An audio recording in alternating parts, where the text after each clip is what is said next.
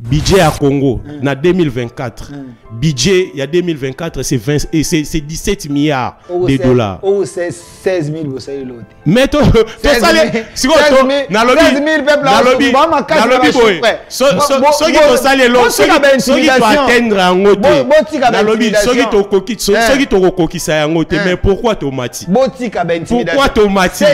16 milliards coûtent yango fonctionnaire à foutre à maté. 16 milliards à yango vie chère na très bien. 16 milliards yango bobé ici qualité d'éducation selon comme à 17 milliards. Avant la zone na gratuité na yé na kaya fonctionnaire. Est-ce que au travers régime ya Félix Antoine Tshisekedi Tshilombo aujourd'hui il y a plus de 12 000, j'ai dit 12 000, 12, je précise, hein, 12 000 fonctionnaires de l'État mécanisé. Répondre. Répondez à cette question. 12 000. Les fonctionnaires. Mon cher, na silisi classe na 2014. Na yo kozwa affectation na ngai à l'État na 2018. Et na 2017. Depuis 2017. Ti lelo natika la rozala fonctionnaire proprement dit c'était à l'état parce que nazaki na numéro matriculité. Bande robino bolanda. Eza na Kinshasa. Eza na tout na peuple. Bande robino bolanda. Si réellement kangono to botindela nga na WhatsApp na vérifier. Po na yebeza ba hotel la loi la bezaka kitoko ndeboye. Mama ye monandi. Soyi bakangeli otenga na okadeke na obima na zo kangelo na tindela. Na okangate kutu na kolinga ne tozo bima to bima na yo po mona mbona meso. O eza na Kinshasa. Eza na kati ya ville ya Kinshasa. Est-ce que yo ndimeke mama ye mweko mabo? Na lobi boye na ngonga Félix Antoine Tshisekedi Tshilombo, l'impossible est devenu possible. Biso tout ebe ke mama e monenge zawana eza hôpital oso ba memi mutu ifwa kufa. Mais ndenge komi boye deke bazoya no atoza malade avant na kota na kati yo moko mibikeli déjà. Parce que nous na domaine médical tolobaka ete l'environnement compte beaucoup sur la guérison et patient. Quand l'environnement est propre, ça influe na psychologie à patient en kobika. Mettons déjà patient aye akuti déjà esika Bacheye na se koto bakusu ezobi. Mais est-ce que patient bon c'est là. Biso na cardinal oyo régime belicier tension bisika zaza ko bonde la mama Maria ko sambela papa ya ko intervenir za mboko. Bino pena bo belicier tension. Boyeno bo baby éducation ya bana côté basango te bango école na bango nde bo baby image éducation boyena gratuité o baby qualité ambongo motema passe social ba congolais za ko s'améliorer te ambongo ko sala ba insomnie a sola na nzambe aluka solution pour na Congo yo zotanga yeke ambongo a sebla na bino neko nango lobi point moko ya malamu ya gratuité de l'enseignement. Gratuité de l'enseignement au ezali projet à Mokonzi. Negolangai tala benzo hôpital oyo. Oh mama yemo. Oh mama yemo boita. Ngana zo ebiso mama yemo. Negolangai oyo mama yemo. Yo eza hôtel tie peut-être au kansango que hôtel Hilton ou Ninité. Eza alwalaba, o biloko alwalaba. Oh tala neo. Nazo ebiso eza la Kinshasa. Tolongwe wana. Est-ce que vous savez qu'aujourd'hui au Congo, il y a au moins 500 centres de santé où ils ont construit? 500 centres de santé où ils ont construit. 500. 5 to 500. 500 na Congo dans moins de 5 ans. C'est là, dans le peuple, combien de chiffres pour intimider la population? Na pesi ba tout défi. Oya moni ka ko contredire yango. 1 2 3 100 200 105 500 Oya zana temba ke neko mona ndeko kamba oya ministre de santé a repérer ces statistiques. Wana mais bana bango ba kende te ka bana batu mususu. Bino ba politique bo lingi bana bino ba kende armée te be bo benga bana batu mususu. Alors, to kota na processus électoral mona mboka. Obo ila répondre malaboko we bisika la kota. Parce que réponse elinga ke na lancer parce que na pêche exemple. Na lancer défi. Na repérer exemple. Attendez, na lancer défi. Je mets $500. Ce que peut être exemple, moko, ezali concret, na peso $500, siko na plateau. Il y a solo. Un enfant d'un politicien, oyo nenge ba lancer boye ke ba jeune ba kene na armée à côté. Na peso exemple. Kombo moko. Oyo a côté na ba oyo ba kota. Il y a politicien. Il y a politicien. Oyo a côté na ba oyo ba kota. Oyo bi le professeur Ndaiwel. Oui, l'historien. Oui, je vais le recevoir à la tête. Oui, où tu vas recevoir moi nae. Maintenant vérifier au comment na été moi na azali na kati. À côté na lobi ke na yebiso ke azana kati. À côté na appel na bino à côté kala. Azana kati. Quelle information? Il n'a pas commencé avec vous. Yo pesing et puis c'est le même politicien. Azan politicien. Très bien le longolier au tien na kota ba. Donc bateau ba lo baké.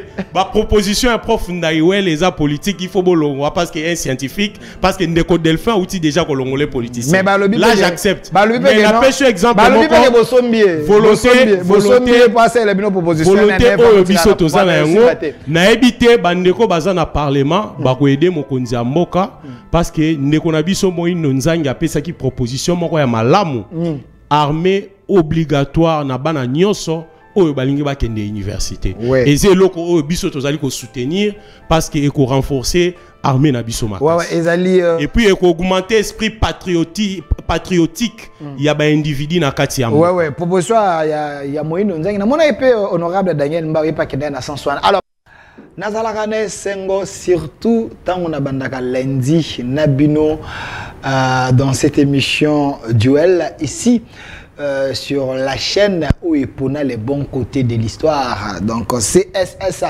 Télévision, cette émission duel, nous la faisons en français, mais quand on reçoit une seule personne, tout ça en mot bilingue, parce qu'on ouvre les téléphones, vous permettre, vous le public, beaucoup cas, na duel avec l'invité. Parce que duel les a 2 ou 3 ou 4, tu vois. Batubazako s'est confronté. Mais quand il y a une personne, c'est vous le public, vous êtes beaucoup de débat avec l'invité. Quand il y a débat ou une question avec l'invité, parce que ça y est, c'est un sens unique. Il y a un téléphone, un duel avec une seule personne, vous étiez très nombreux à nous demander, il y a que tu il y a des combattants, il y a UDPS, il y a des cadres, il y a des combattants, il y a UDPS, moto azaka mingi na ba couloir à pouvoir. Il est trop dans les couloirs, na ba couloir à pouvoir. Il analyse, c'est un jeune que vous aimez beaucoup, Bolinga Maël Naé, franc parler Naé. Il est ici avec nous. Lui s'appelle M. Scotty Moukoua, il est combattant de l'UDPS, l'homme de terrain.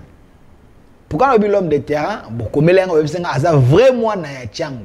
Yé penza malgré atambola na ba mitukane ya intimidation mais akitaka penza akitaka na terrain atamboli bokutani nae. Il est là avec nous monsieur Scotty Moukoua, soyez le bienvenu.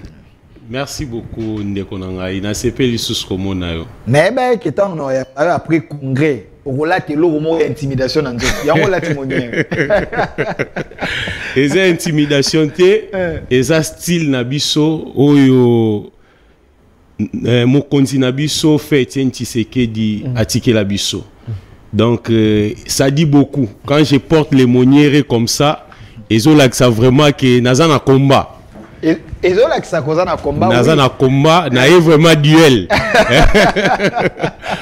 Na est pena duel. Vraiment. Donc banakin bocha daba crédit na bino ko benga na WhatsApp, ko benga na normal, tuna mituna. On va analyser toutes les questions. Il y a République liées à l'actualité, à un sujet majeur. Il y a Mboga Nabiso, Bato IDPS, Balobé, Tebako, gérer Malam. Bino, Boako Landabiso. S, Bato IDPS, Bao gérer Malam. Régime, Ozo gérer Malam. Social, la peuple, Trobé, Tamasolo. Situation, il y a sécurité. Toute situation, où est armée Nabiso. Trobé, Tamasolo. Est, ils ont libéré tout terre. Tu comme occupé et essayé baboyi kobima engai. Baboyi kobima babite bango batika la kakao. IDPS mutadukele so makambo. Selo bidonde boyebi sa engai. Aza awa to kobeta masolo. Élection.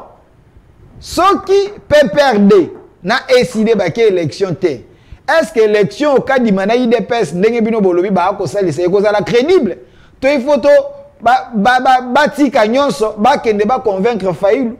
Na Kabila bakota processus pour ba rendre crédible. Ezaka mituna bino peuple botuna ngai. Tokosolola na mwana mboka awa masoto kobeta pe masolo ya diplomatie. Ba lobete diplomatie ya Tshisekedi selon bino nde bolobaki eza diplomatie ya ba Magellan. Ngai te bino nde bolobaki. Bobi mokonza mboka akotambola tambola batu mususu opposé ba benge Magellan. Bon, c'était un président de la République. Alors, il va critiquer l'action. Kotambola nae bino bo critiquant un certain démocrate, il accepte. Mais donc comment ta masolo na mwana mboka Scotty Mukua. Mais avant tout ndeko Scotty, bo pesa ngana no ndeko tati na dinga ko makasi, surtout tango za côté monsieur Filemon, l'homme sage de la chaîne et monsieur Obed, je suis trop sûr qu'il est là to kokende lisusu ndenge ka to mesana kokende. Bo pesa nga photo ya ndeko Tshisekedi, mwana mboka président de la République. Si on a une photo de Scotty, le lopena na ke français moi mingi te. Bato ba otala nga ba accompagne le lopena, le lopena bene Michel Lingala ya makasi wana. Le Scotty, si on a une photo ya mwana mboka Félix Antoine Tshombo Tshisekedi. Na landaki ndeko Frank Diom. Na radio moko ya place. Alobi ya longoli moniere.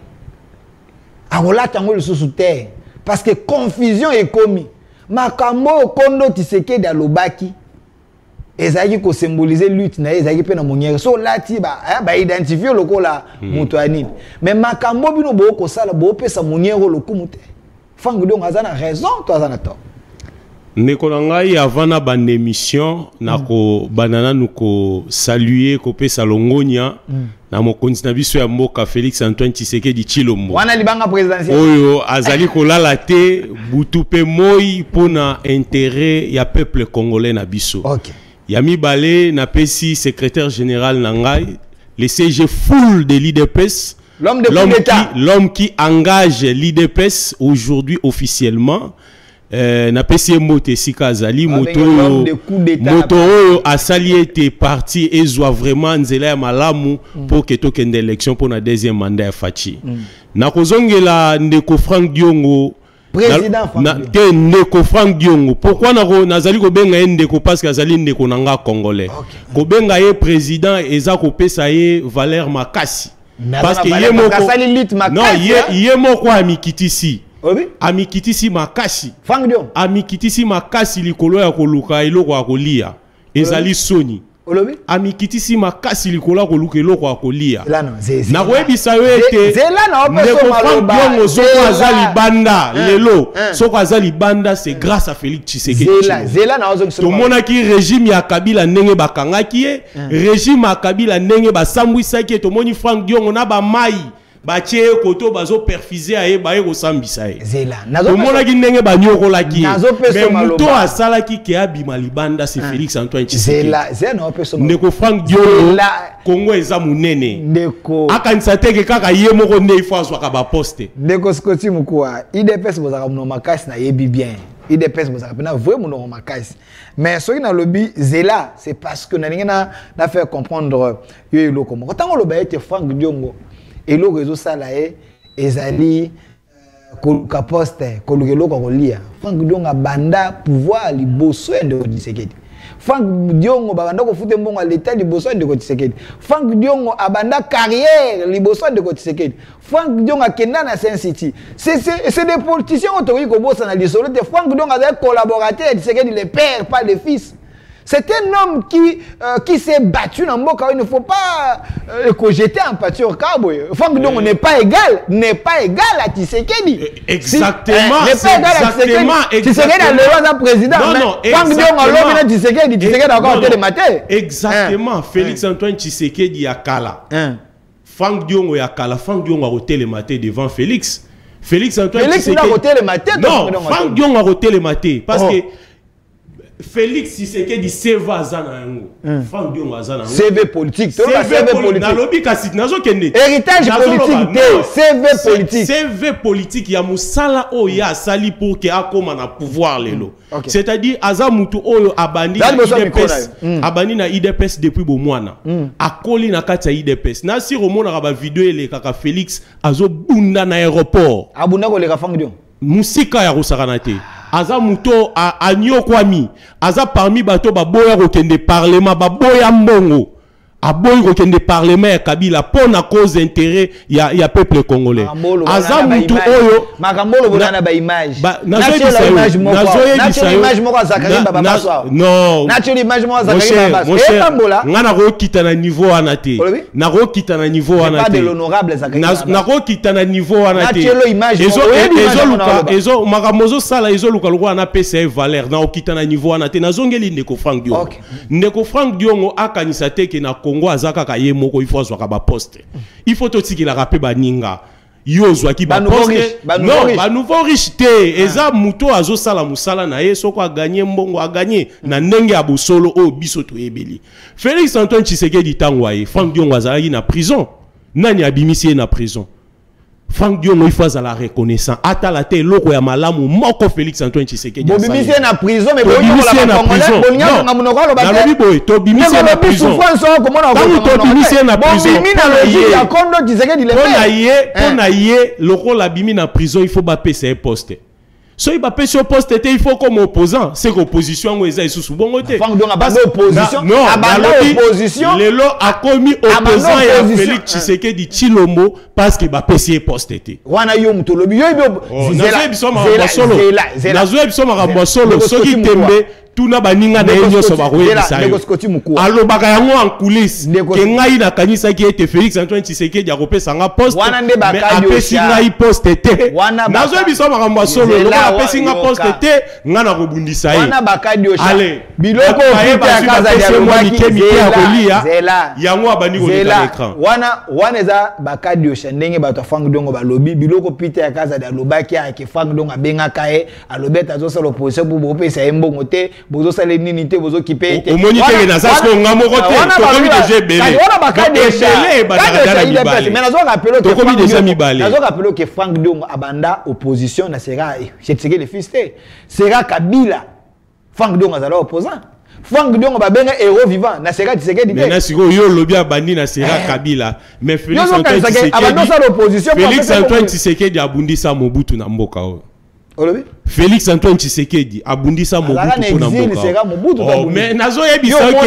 sera Mobutu na Kinshasa liboso na abundisa oui yo mona été na marche ba chrétien na marche ba chrétien o ba boma biso ebele yo mona été umoni sikoyo nazongi siyo pona koyebisa ete ndeko Congo eza pona ba congolais nyonso ceux qui ont sala qui ont qui poste pendant période moko et que na minute oyo opportunité peut s'améliorer et l'obité comme opposant na minute oyo congolais aza sérieux ako sala jamais opposition congolais aza sérieux ako sala jamais opposition tout nanga ponani parce que depuis Congo et Banda volonté oyo tomoni na Félix Antoine Tshisekedi Tshilombo no tomona yango te pas président moko volonté de faire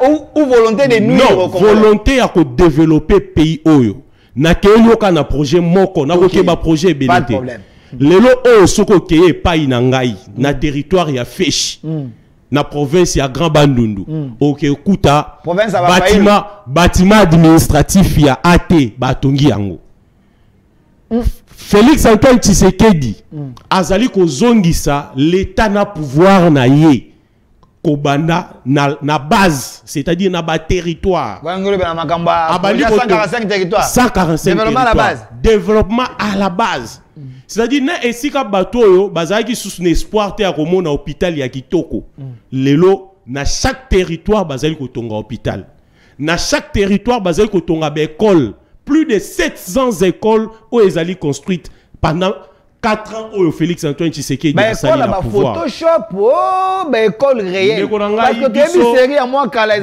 tout ça c'est lui. Tu as sur Photoshop, c'est ça le problème. Mais, oh, il y a réel, tu es allé kaka lukuté il des personnes. Nazalaki libanda ya mboka tango francophonie et salamaki le jour à lancement. Makambo tomonaki batu ebele libanda balobaki te o eza Congo te o eza mboka mususu ndenge penga lobi bocheka ba minde ebele bo bakisika ba minde ebele batu balobaki eza même hier mutozo tanga jour wana il s'est senti fier d'être Congolais pona ba minda nazo ebisa yo pona nyonso elekaki. Il s'est organisation AG à francophonie. Il s'est senti fier d'être congolais. Aujourd'hui, grâce à Félix Antoine Tshisekedi Tshilombo, RDC est organisé quand il y a handball. RDC est organisé quand il y a handball. Na yebisio ke biso. Boche ba minda me. Ba entraîner ba to bien te. Boche ba minda me préparation.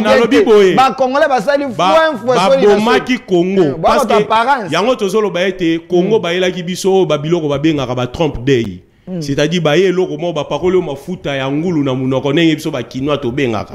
Yo kanisi ke olie ngulu oreza mafuta ngulu. Eza ba biloko ba lakisaka biso ba Photoshop ya ba métro, ya ba immeuble, mais siko biso to lobi ete to ko tche suba to mafuta ngulu te. To komi réalité. Donc ki mona meso.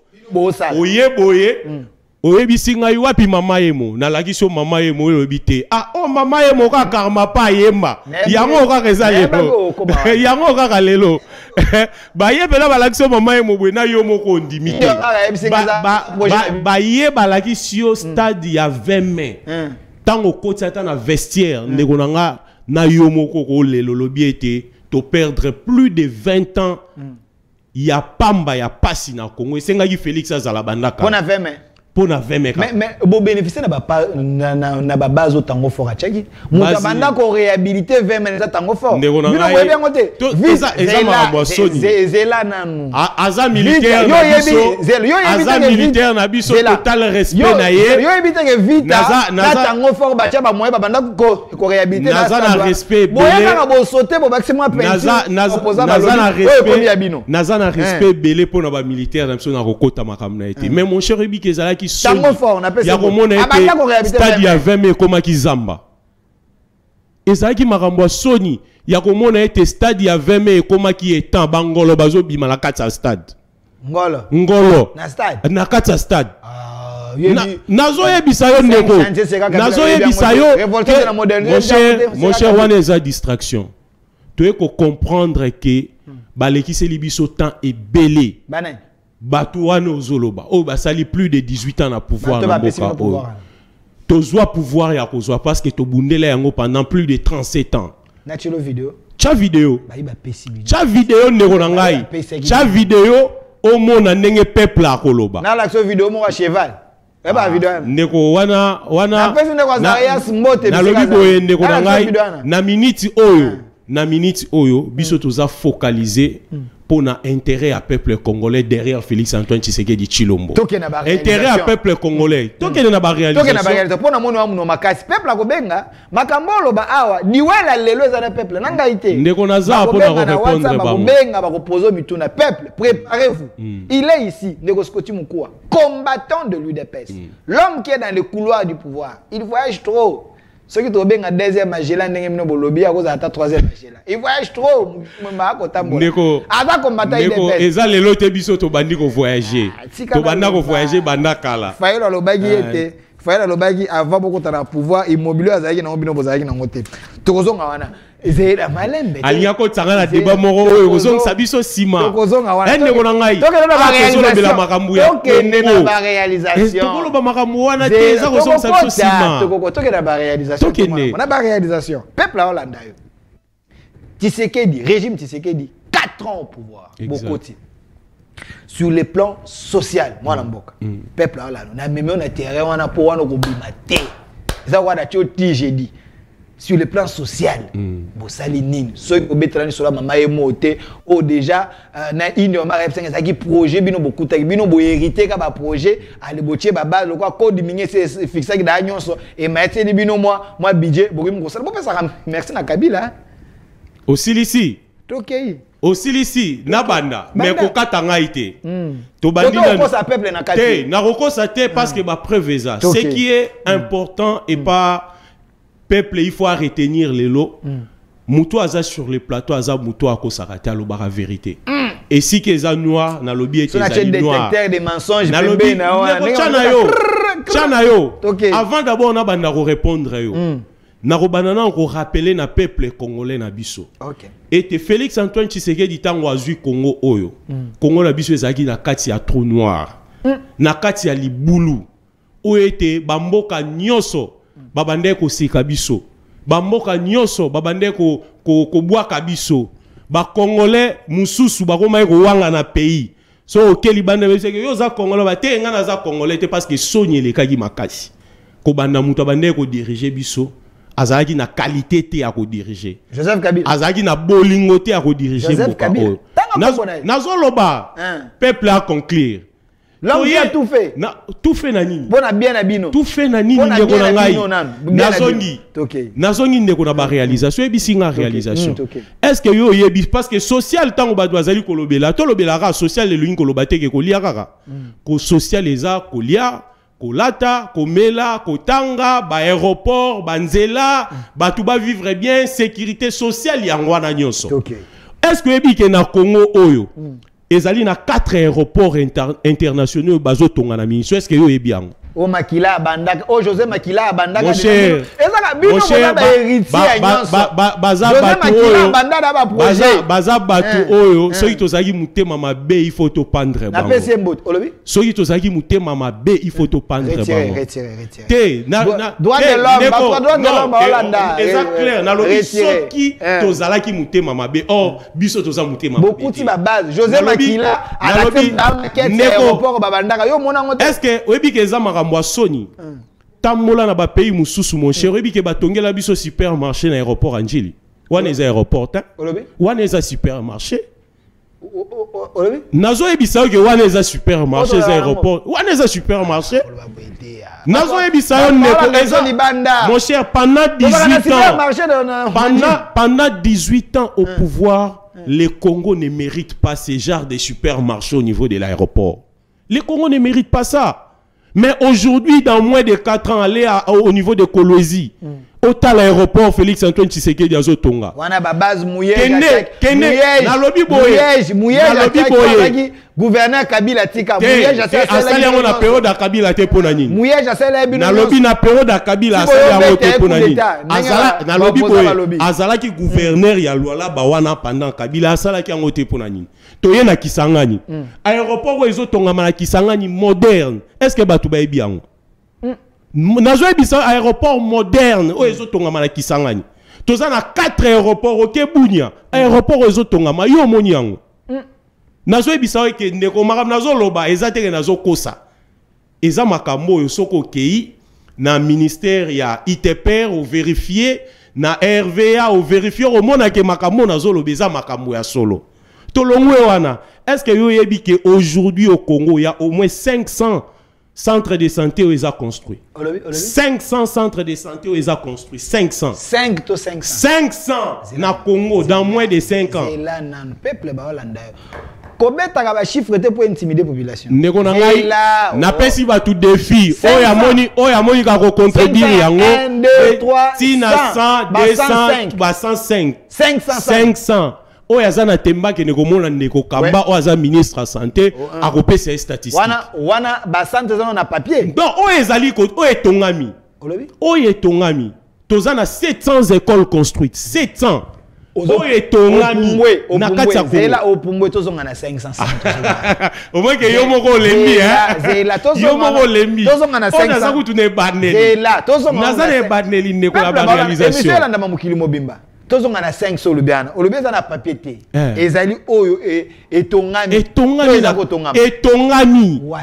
etongami na ba province na limité na ba bureau IDPS to peuple be bakoyi komona na banda kotangela yo te pesa te na banda kotangela yo te na banda kotangela yo lelo soko kena ba province lokola ya Kwilu okena ba province ya Bunya okena province ya Ituri okena province ya Nord Kivu okena province ya Sud Kivu okena Kisangani okena province ya Kasai Oriental okena province ya Kasai Occidental okena province ya Olembi ole omoni so na tango bandi olemba otanga lepso bilo musika tanga no ya Kishasa obandi olemba tanga ya Kishasa obandi olemba non ba na tunyo obandi olemba obandi olemba wana otanga bilo musika obandi olemba ya Kishasa awala ya Kishasa obandi olemba kaka siko ya Kishasa nazo tangelo ka moko o ekolia nyoso na Kishasa mama yemo Mon cher, moi, je suis quelqu'un dans un domaine, il y a santé. Na bande ko fréquenter maman et moi.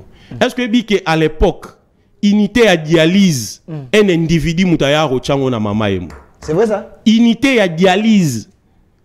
Na otanga kombo na été mais ba congolais ba yebi. Que so ke maman et moi et que ça la examen à dialyse. Ba webi so ke moni na mbongo ezokota. Une partie ko kota na hôpital, une partie ko kota et que n'est pas mukolo ya eloko acha ba matériel wana nyos. Hôpital loko la maman et mon hôpital général de référence ya ville ya Kinshasa. C'est-à-dire hôpital la Liboso ya ville à Kinshasa. Mais état de délabrement na ngonde ko koyo kamawa. Maman et mon bakusu bazo bota na bambetu. Nazo yebisa yo. Maman et mon nazo yebisa yo. Maman nzambe na ngai neko. Merci na Kabila. Neko. Au moins 50 te. Est-ce que n'a révélé Batu et Loko cinquantenaire, on a révélé Batu et Loko Moko. N'a boya repé ça avec précision. Mais il paraît que comme hôtel là-bas chinois. Il paraît que comme hôtel là-bas indien là-bas chinois. Il paraît, na lobby, il paraît. Na lobby, il paraît que comme hôtel là-bas indien là-bas chinois tous les qui, tous zongi siko na mama emo.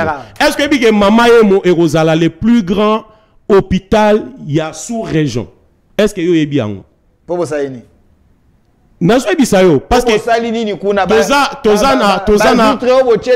na lobby tozana plus de 2000 lits à hôpitaux. Tous les matériels modernes les en akati. Et dès que maman est mozo fongwama, les en autorité morote soit aucun de aux soins libanda. Data bato wana prison ba bela robondo tshaba. Nazo bisayo que bakozwa soin de qualité.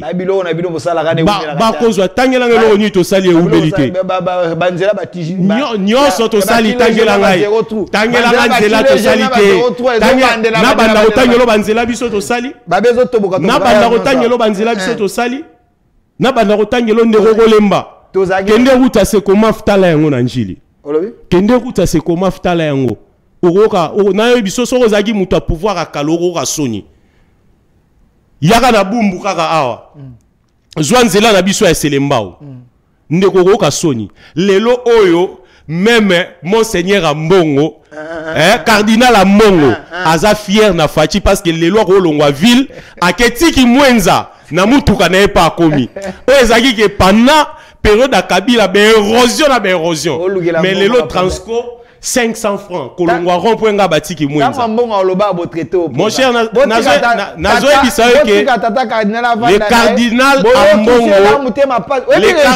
Ambongo est fier de Félix Antoine Tshisekedi Tshilombo parce que a saleli nzela o eko permettre a kende ti ki mwenza kitoko sans érosion sans mabulu. Webi so za na cardinal oyo régime belicier tension bisika zaza ko bonde la mama Maria ko sambela papa ya ko intervenir za mboko bino pena bo belicier tension boyeno bo baby éducation ya bana côté basango to bango école na bango nde tangi bo baby image éducation boyena gratuité o baby qualité ambongo motema pasi social ba congolais za ko s'améliorer te ambongo ko sala ba insomnie a sola na nzambe aluka solution pona Congo yozo tanga eke ambongo a sebla na bino neko nango lobi point moko ya malamu.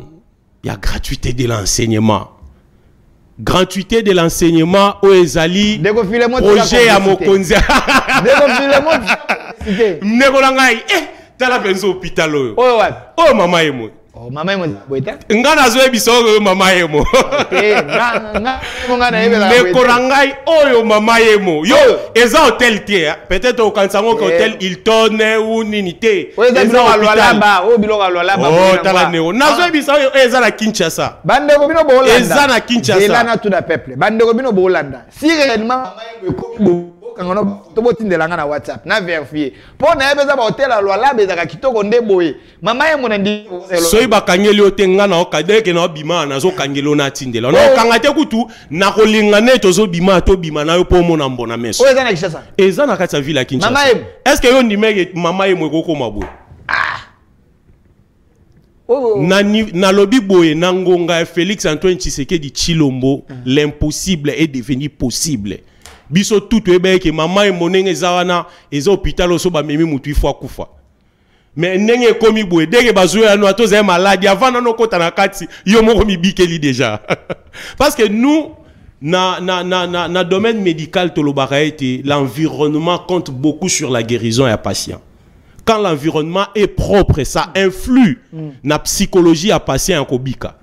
Mettons que déjà patient est à kouti déjà ici ka bacheye na se koto ba kuswe zobi. Mais est-ce que patient bon zela na lobano lomo si réellement bande kona ozela botindela nga ba photo na WhatsApp botindela ngai au moni été olembi yo moko na ba réalisation non nazo tika ope nozo kende toke malem na vérifier nan ce qui réellement oeza mama yemo parce que mama yemo image nga na ngoeza mama yemo akala wana ya pharmapoche ya maison hanté ce qui mama yemo comme ba vitre boye na yebite na tout na peuple si réellement mama yemo eza boye mais ce qui comme pe boye nana maloba yo opposant moko na yambaki andeko Nico Faye alobaki bo makasi nako bamba ko bongisa ma entretien de boko kate wana ba opposant ba ndeko wana ezatangu na bango. Ce qui fait la différence entre Félix Antoine Tshisekedi Tshilombo et les autres régimes, c'est que tout ce qu'on fait est préparé. C'est-à-dire toza bateau te tozoya na projet moko o to yebite après les projets ça fera comment. Moi je suis expert en planification et contrôle des projets. Moi, je suis expert na niveau ya Canada. Je suis expert en planification et contrôle des projets na niveau ya Canada na Montréal. Tant aux allez comme ça la projet. Tant aux allez comme ça la projet, il faut que barake après projet existe. Il y a des indicateurs à suivre. Et parmi les indicateurs à suivre, l'entretien aussi, il faut les alanakati. Or nous nakati et pas nabiso tout est inclus. Même au stade autotongi, au moni stade ya basket ya martyr, au moni stade ya 20 mai, au moni gymnase ya 20 mai, gymnase à stade tout est planifié pour na après j'ai à francophonie pour na kusala entretien na. Des ans kaka. Bande ko wana na lobi boye. Bande ko wana il faut tolobaka ite il faut zala mutema mabe. Nico Faye na pese bote. O zala mutema mabe po ndima bola mute. Oyo facha azali ko sala pour na ba congolais. Est-ce que o venez ba congolais s'il vous plaît. Ndeko Scotty. Ah ozo yebisa ba congolais. Yo comme toi IDPS. Ozo yebisa ba congolais que mama emo ekomi boye. Soki pena mama emo ekomi boye. Là je dis merci. Mon cher, là, oh, nazo c'est la photo. Ce qui vraiment maman est commis sous le régime Tshisekedi. Là, mais mutuna yé. Est-ce que ça venait à ba Congolais? Tout le monde a besoin de signer un contrat et ça n'a pas individu moko boye. Et l'on a eu na yo siko ye koloba. Mama Emo ezali hôpital de référence ya ville province ya Kinshasa. Ils ont dépendre na ministère ya santé publique à 100%. Et ça tenenge bamsusu bazalaki bozui mongo à l'état bozui mutunabino moko indien bo sous-traité pour que bo sala ba contrat ya PPP to boyi ba contrat ya PPPT ezala bamsusu ya bien ezali contrat public privé ça existe ou ezali ko apporter un plus na mboka mais ba ndeko na biso bazalaki kala basalaki ba contrat moko o ba brakaki richesse ya mboka na biso hôpital le rôle est cinquantenaire. Est-ce que que espace wane banda ko exister depuis Mobutu? Ba bâtiment wane banda ko exister depuis Mobutu. Bango ba ye kaka ba rénover, ba construire te. Ba rénover lo banda ko exister. Écoutez 114 milliards selon le dernier rapport il y a IGF. Hôpital a ndenge ba tongia ndenge ba bongisi ba matériel 114 milliards. Siko na retourna ndeko oyo lobi wana ya azalaki période à Kabila. Ça nous a apporté combien depuis Batonga Yango? Congo a gagné combien? Moi j'ai été, j'ai reçu, qui t'a dit, j'ai reçu. Non, ils ont contribué comme hôpitaux nyonso ya Kinshasa. Non, non, yango ezali likolote. Non, ezalaki meilleur te. Ngalie mezalaki hôpitaux minene ezalaki oyo ezwaki pona koyebisa oka ya liboso ebi ba traiter yango wapi? Ba traiter yango na hôpital Anjili. Sinon congolaise, ça liboso, eza bangote, eza l'état congolais, eza don au Chine asalaki biso bana ya changu na période ya Kabila le père. Batonga yango na lobi eza ya biso ya ba congolais à 100%. Eza ya biso ya ba congolais. Ba congolais, merci. Ndeko ngai tango bazolo bake. Zela la laksa. Ba congolais batinde dinga vidéo ya mama.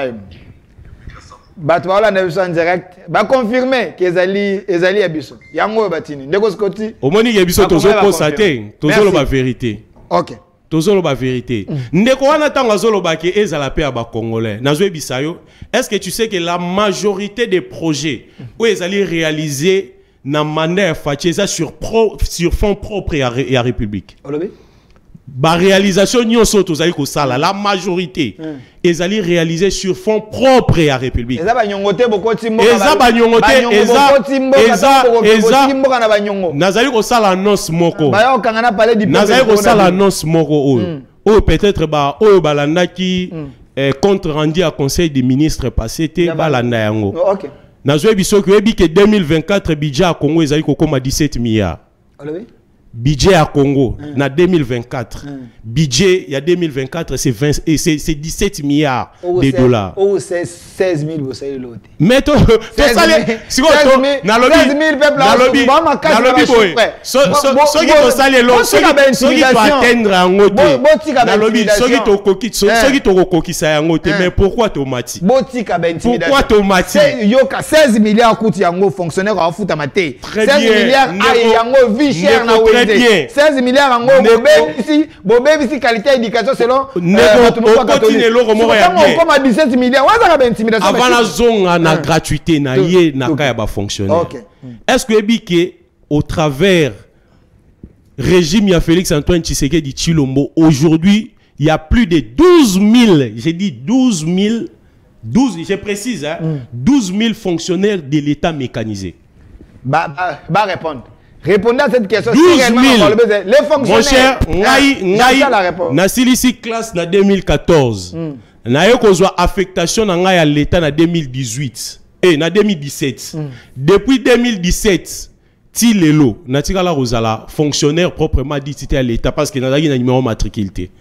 Mais je suis parmi les gens qui ont bénéficié les numéros matricules sous mandat Fachi. Chapeau bas na ministre Liao. Chapeau bas na ministre Liao. Chapeau bas na Moussala Oyazali Kosala. Aujourd'hui les fonctionnaires sont fiers ya rekende retraite. Est-ce que yo yebi yango? Ndeko ezali na kokumisate. Ezali na nenga kokumisate. Na lobi boye. Na zana ba rapport na ye awa. Tango azosala Moussala malamu. Il faut ko féliciter. Na zana ba rapport na ye. Ministre Liao, ministre de l'IDPS Oya fonction publique. On va récupérer na IDPS. Ministre Oya IDPS ya fonction publique. Na lobi ministre ya IDPS ya fonction publique. O azali ko la fierté il y a UDPS et puis il y a ba congolais nyoso. Aujourd'hui il y a plus de 12 000 agents à l'État au baza matriculés. Est-ce que Bakobenga aujourd'hui il y a na province presque sur les 24 il y a au moins 16 provinces que ba agent SNSAP va descendre pour enregistrer ba fonctionnaire pour la sécurité sociale na bango. Ba rétro commission na so ba ke ba che kombo na yo ale. Pay na ya liboso, pay no ya liboso e ke na biso biloko wana et pas na biso biloko wana ezala raté. Neko Félix Antoine Tshisekedi tango aye atalaki ete ba fonctionnaire ba ebele o ya mikolo retraite na bango ezala ki assuré. Et ça là qui a assuré que biso tout ebi ba parents na biso ceux qui kaka ke retraite yeba ki après retraite même 10 francs banda rozwangote ya bino bosay na lobi bo arobanda rozwangote mais tant waye aye ko lamusa structure o ezali gérée aujourd'hui par l'un des fils de l'IDPS Junior Mata Sensap aye a lamusi yango et Sensap aujourd'hui ezali ko tambola na ba province nyonso pona ko enregistrer ba fonctionnaire nyonso était basala identifié pour que sécurité sociale na bango ezala rassurée et que fonctionnaire a bien que soka contribuer lelo tant oiseau soit retraite chaque mois azana salaire naé ou ko permettre à vivre après retraite donc lelo fonctionnaire ba remis au wele la rokene retraite ndeko Filemon tchelanga lukela nga photo akabuya s'il vous plaît ndeko biloko alobia tchelanga photo ya Augustin Kabuya moni bino pene IDPS mwana mboka ndeko ba réalisation lembi hein non tozo tikala wana mwana mboka scotting quoi so na sengi photo ya Augustin Kabuya merci na complicité à régie bino IDPS boyo ka soniko tango tanga IDPS batu ba monde longi Kabuya les nouveaux riches Moutaboya ko sala pacte na pauvreté ndenge ba opposa ba koloba. Oloba était sous l'UDPS. Régime à Tshisekedi sous le régime à Tshisekedi avec l'UDPS ba retraité baza na esengo. Na tshelo vidéo moko awa ba mama o ba tangisa bino. Baza kolela mbongo na bango ba ko tamola bibozo kata soni te. Ba mama na ba age wana bino bomoni te. Ndeko Kabuya yambi bango te. Ifa luka bango yamba bango po yamba ka bato sala. Bon, ayambi bango te. Ba mama na mikolo wana. Yo la vidéo wana te. Est-ce que toi qui Ndeko Kabuya lobby si réellement vous pensez qu'il y a des pèses et ça pour retraiter bateau baza âgé. Et le moment dans le baboué. Il faut d'abord Ocha Augustin Kabuya en dehors il y a gestion. Ah soldat il des pèses. Na lobby boy. D'abord na lobby boy. Non, na longolier la gestion au quotidien il y a la chose publique, il faut tirer à côté. Yo lobby qui va retraiter ba ne sengote. Ba maman wana vidéo exister. Yo la na yamote. Nazo koma. Il faut longolana no Kabuya parce que aza ni ministre, aza na fonction mo côté na gouvernement. Ayambaka batu bwani. Ayambaka batu. Asa la pompo na. Ayambaka batu comme Congolais et puis comme étant chef il y a parti présidentiel. C'est quoi baba maman na? Ayambaka ba Congolais nyonso. Akoya baba maman wana. Na lobi boye. Na ti sikoyo ngano na moni vidéo wana te. Nazali franc. Soki na monaki yango na koloba ete na moni yango. Mais jusque là na moni yango te. Tindela biso yango mais na ndimi te ke ezali. Na ndimi te ke ezali. O ba maman ba enseignant. Na lobi boye ndeko. Ba ko la gala bino. Na lobi boye l'unanimité peut-être que ça la te mais la majorité baza content surtout ba enseignant. Oui, pourquoi? Parce que aujourd'hui enseignant o ya baner ko 180 000. Na période na bango. Les derniers enseignants touchent 350 000 francs congolais. Aujourd'hui, les derniers enseignants touchent 350 000 francs congolais. Et il y a les primes de la gratuité. Et changer ni foot attendre côté. Oh non, 350 000 voilà. C'est moi. Tous voir un exemple. 350 000. Papa oh azar token ne konanga. Token ne konanga. Bobeta tolo na bongo mukebo token nanga. Papa oh azala ki na 5 enfants. Tous ala ba scientifique. Tous ala ba analyse moko objectif. Papa azana 5 enfants. Azan enseignant. Azana 4 ou tu as 4 bana, atteint ça à école primaire. A foutre à parents, a foutre à $100. Tu supposé à foutre à $100. Félix Antoine Tshisekedi aye. Babaner au foot à papa wana 180 000. Tu as 180 000 à l'époque. So il te tient à bateau na bango ezaki aux alentours ya $90. Ezaki aux alentours à $90. Félix Antoine Tshisekedi aye. A gratuité. Papa wana sur les 5 enfants 4 bana ba foot sous minervalté. A économiser combien? A économiser $400 l'an. Oh, il y a quelqu'un qui dépenser. Félix Antoine a longoli papa wana charge. Il y a $400 l'an. A ceux qui wana te, atali ete mutabane au foot à 180 000 francs. A joué à Matissi a commissionné à 350 000 francs. A commissionné à 350 000 francs. Abaki seli obi abaki seli ete eza le double oyo bango ba manda ekopesa mais asuki wana te alobi ete même 350 000 francs wana ezaka ka mukie azui prime ya gratuité abaki seli susu mais asuki wana te alobi ete ba enseignant na biso bazai ko sala musala makasi. Aujourd'hui plus de 22 millions d'élèves bazongi kelasi à cause de la gratuité de l'enseignement. Gravité de gratuité. Gratuité de l'enseignement. Gratuité de l'enseignement. Gratuité. Na rozonga ne loro mo mi balé na opesa opo na la kisayo vision mo konza moka et si ke fandi. Pour mon volonté et vision o azana yango po na Congo. Plus de 22 000 élèves bazongi kelasi na gratuité. Asuki wana te alobi ete conditions oh bana na biso ba neko tanga na ba école eza bongote. Il faut to banda ko tonga ba école. Aujourd'hui on a construit au moins 700 mais objectif exact comme on a plus de 2000 à 5000 écoles. Il y a l'état, il y a privé, il y a l'état congolais. Talabana one bazana esengo. Pona nini bazongi kelasi ya ofele.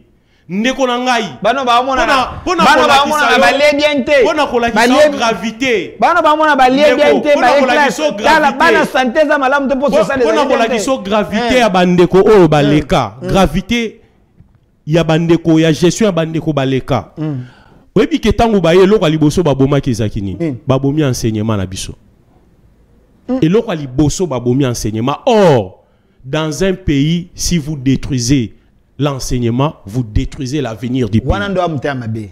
Pour Sera Muzitu Awa et Kizenga, bah tu n'es pas bourse. Yo bien monté. Wana susu sur le régime à Kabila. Negonanga esuka wapi. Nalobi boye. Esuki wapi. Nazokende. Kabila pesa bourse. Esuka wapi. Esuka wana ba Trump ibiso to Rolanda ngota. On za opakola ba futa ngulu. Opesi mutu bourse moi moko apo kati sur les 18 ans opesi 1 mois. Et lingo laksani. Mais Félix Antoine Tshisekedi a eu les lots qui ont 4 ans bana bazo tanga ofele. Plus de 22 millions d'élèves bazo tanga ofele. 125 président Oyo azali ko penser na éducation, azali ko préparer futur ya mboka. Merci Ndeko. Et Félix Antoine Tshisekedi Tshilombo azali président azali ko mona vision ya mboka musika yango alobi était en toute chose il faut commencer par l'éducation. Yango abandi ba réforme ozali ko mona ebele na secteur na biso éducation pour na ko préparer à venir. Ndeko précise ozali combattant ya IDPS l'homme du terrain vraiment na ya Tchangu candidat député national tokobeta lisolo na ngwa tokozo na IDPS comme ko rétrograder nous avons député national ba kiti soko provincial wane za makamalokuta ne na bozo tokokoma wana ba ebele to lo ba to tika na 15 minutes à lisolo après to fongola téléphone exact peuple aza muto azaka na couloir à pouvoir aza muto mikolo azomona minda ya mukini mobimba ndenge bolobe te baba magela ngana biya omona minda mukini mobimba aza mutu oyo azaki na congrès ya IDPS sawa na ebi so bakenda ko luka nini kuna mais to beta masolo to suis 2 points la situation sécuritaire et le processus électoral après to fongo la téléphone batu ba benga mituno ngai na tunité bino bobenga ba konzi ba wala émission diwel ya lelo eza public bino ozalaka bosiliki na kitu vimbani kuna metango ba benga tu ozotu na pe mutuna malonga te yango ne congolais mwana mboka mokonza mboka bande ko poso ba ebisinga bakanyi mokonza mboka lokuta eko filemo chela ngai foto ba soda babi mokonza mboka bakanyi lokuta na tuni ndeko bino mokanyi mokonza mboka lukuta na ndenge ni mokonza mboka koyo kosa bible tabite mokonza mboka to kangi lukuta pona nini ayebisaka biso ba chenga video ayebisaka bango ki a se sentir vraiment président ce qui a silisi makambo eza na est ce qui kimi ekoti mais mande komi kosila tika so na 6 mois mokonza mboka zo réaliser promesse mokonza mboka kosi biso ndeko sikoti mukua pona nini mokonza mboka kotuka population na yebo ndenge peuple alobi yo répondre nini ndeko na ngai d'abord eloka liboso na ndimité peuple congolais ko lobelo ko wana pona Félix Antoine Tshisekedi biso batemisaka biso na banzela mwana mboka peut-être eza bateau yo zaka na ba bureau climatisé biso tozaka na population peut-être eza bateau yo eza na bateau bazali na motema mabe pona mboka Félix Antoine Tshisekedi Tshilombo asili kozwa pouvoir tango azwi pouvoir a kokuta armée na biso à un état de délabrement avancé. Oui. A kokuta armée na biso à un état de délabrement avancé. Kokoseli mokonza mboka makam. Na kokosela été. Achela video mokonza mboka lobi akuti armée structurée. Na kokosela été parce que mokonza mboka tango akoti. Azalaki na vision mususu po na armée na biso. Na lobi boye. Akuti armée structurée. Nazoloba armée ekoki kozala structurée mais ezali à un état de délabrement avancé. Na pesa un exemple. Okay. Armée ezali structurée, c'est-à-dire tozali na force terrestre, tozali na force aérienne, navale, tozali na babiloko ebele mais ba soldat na biso ebele. Oyebi ke na période na bango ba soldat na biso babandeko kaka masasi tango ba ke front babandeko zo formation na banzete olobi bazo zo formation na banzete olobi babandeko zo formation na banzete Kabila za soda te tala mutema mabe c'est la Kabila za soda ya kosala ba soda tala mutema mabe ya Congo wande kadiosha Kabila za soda eza kutu malobo na zali koloba eza ngai te mutu na lobi yango eza ba analyse oyo même porte-parole ya FRDC alobaki yango et que nous, à l'époque, notre armée, c'était une armée, une armée composite. Hein? C'est une armée composite. C'est-à-dire, les armées où ils allaient former, na esika moko, les armées où ils allaient na rébellion. Aïe na ba soldats non formés. Bazui ba grade ba mami ki bango o koto azali na rébellion aye na ba soldat na o koto aye yango to sala ki armée mais tant Félix Antoine Tshisekedi aye apesi ba instruction ferme na ba konzi ya FRDC alobi ete mboka po ekende liboso il faut d'abord sécurité à mboka ezala malamu pour sécurité à mboka ezala malamu esengi nini il faut ba soldat na biso bazala d'abord bien formé abandi na formation. Yami Balé, à part formation, il faut d'abord bien équipé. Yango Moni, aujourd'hui, nous sommes parmi les armées les mieux équipées d'Afrique. Pendant la période de Afachi. Nous avons révélé il y a plus de 900 millions dépensés dans l'achat, il y a armement. Plus de 900 millions. Oh, ils ont une discrétion à Jean-Pierre Bemba le bagage soute. Oh, na pesio. Selon public de na pesio. Est-ce que bruit moro oyo e uti robima mikolo. Nazana na confirmation na ngote bruit moro e uti robima. Un certain ba ressortissant un pays bazol, il y a pays moro bazoloba. Bazo banga ndenge Félix Antoine Tshisekedi azali ko préparer armée nae. C'est comme si Azana idée moussous. C'est comme si Azana idée moussous. Aujourd'hui,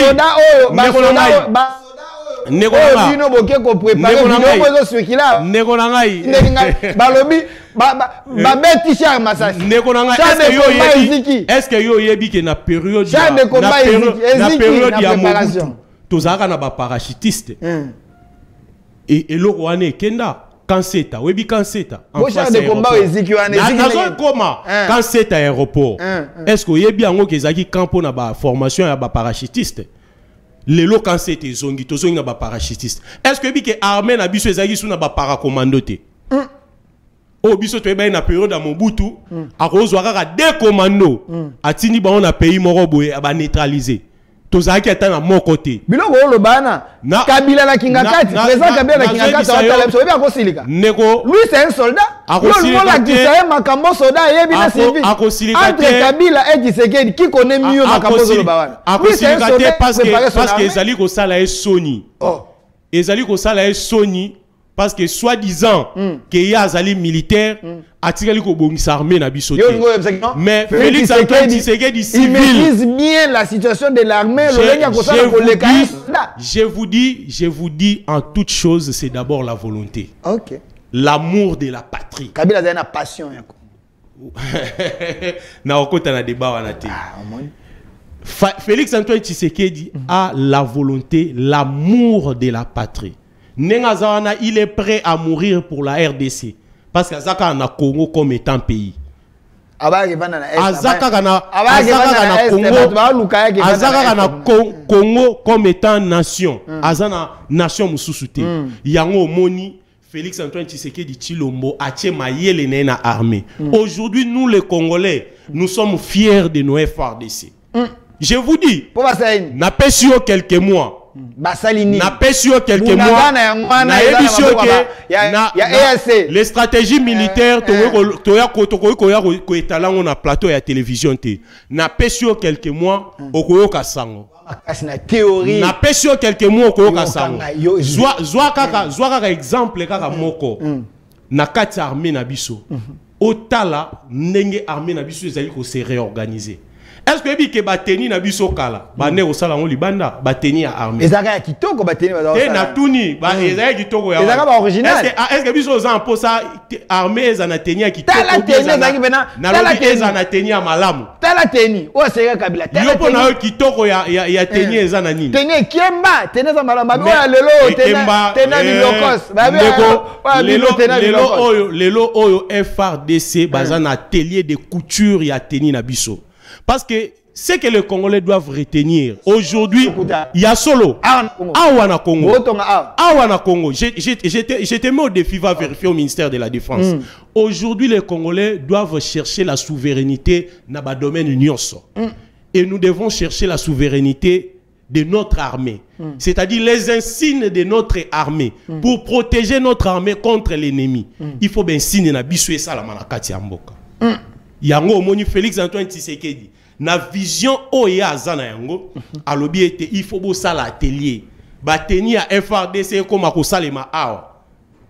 Pour moyen monguna pirater yango et kozala te kozala na passe. Mais kala to mona ki ete teni na biso ebimi lelo mais lobi omoni yango na ngambo. Net ba opposant mususu sera tant marche ça les maki asoki ezaki bon na ebite tout ça banga on ni attend basoda batambolaka bisinga bia babangi abi amoni basoda balati balati kitoko mais amoni ka teni on ndeza teni moko ndia ba chinois eza pete ko beba nango noki na ebite amona ka ndenge nini abi eza bilokos longwanya na mokonzi ya mboka biso ba congolais tozali fier na ndenga zali ko réorganiser armée na biso oyo ngana lobaka toujours Félix Antoine Tshisekedi est en train de remettre les fondamentaux de l'armée républicaine na kati ya mboka na biso. Est-ce que pour na kanga o penza makambo za ko lobeza ka ba théorie ça mutu na peuple tuna ngai balanda ki a communiquer abato EAC ao EAC ba biba ko longwa na Kongo te bango batikali ka wana boke ko lukela biso bangambu bato baye banganzami bakutela or na biso ba CP na bango ba biba dindami aba ko longwa te siko bokoka ko longla bango te bokina ko lukela bango nini armée régionale wana bakomi bakonza bunagana bavandi kuna bacha administration na bango ndenge na yambaki Ferdinand Kambe ayebisi ngai ngambu te IDPS ayedi bako na kolinga eloko moko jour mususo bengisa ngai to sala émission exclusivement sur l'EAC. Pourquoi biso RDC to adhérera na EAC? Pourquoi? Yo raison. Naza ba raison ebele mais soki na bina italien ngo ekozwa biso. Mais batinga ba iba. Raison ya liboso c'est raison ya liboso c'est purement économique et la RDC est les grands bénéficiaires.